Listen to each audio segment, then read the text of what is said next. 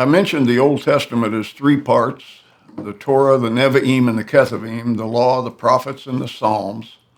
The New Testament's also in three parts: the Gospels, church history, which is Acts, written by Luke, and then the epistles. Not only that, there are three parts in the early chapter of Genesis. When you go to Genesis chapter 1, you see 3 days, and then right after that, you see three corresponding days. For example, in the first day, God creates light. In the fourth day, which corresponds with the first day, God creates, or he gives the lights, the sun and moon and stars, for our calendar. So there are two sets of three here in Genesis at the very beginning. And on the seventh day, he rested.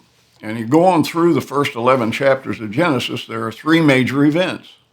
The first major event is the creation of the world, where God creates the heavens and the earth and everything in them. The second major event is when mankind became so evil. You remember Adam sinned,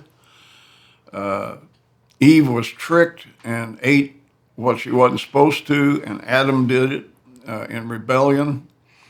And as a result of that, his sons kill each other. Remember, Cain killed Abel in chapter 4.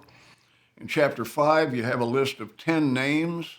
And then those 10 names sum up the age of the people back then. And people lived to be about 900 years old. Now, people today just can't believe that. They just think that's ridiculous. But there are ancient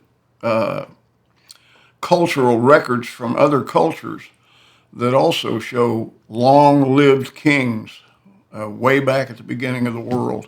So it appears that it's not just Bible that talks about these advanced ages. First thing is creation. Second thing is God sends a flood on the earth to destroy everyone except 8 people. If I had time, I'd explain to you about the ark that Noah built. It was not a boat, it was a box. The word ark means box. It's the same as the Ark of the Covenant later on, which is a little casket or coffin.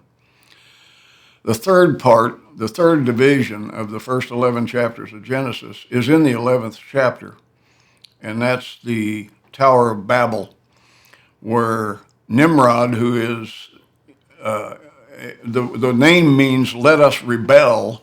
He rebels against God and he tries to build a tower to heaven, and God sees that they're unified in evil, and so he puts a stop to that by confounding their language so they can't understand each other.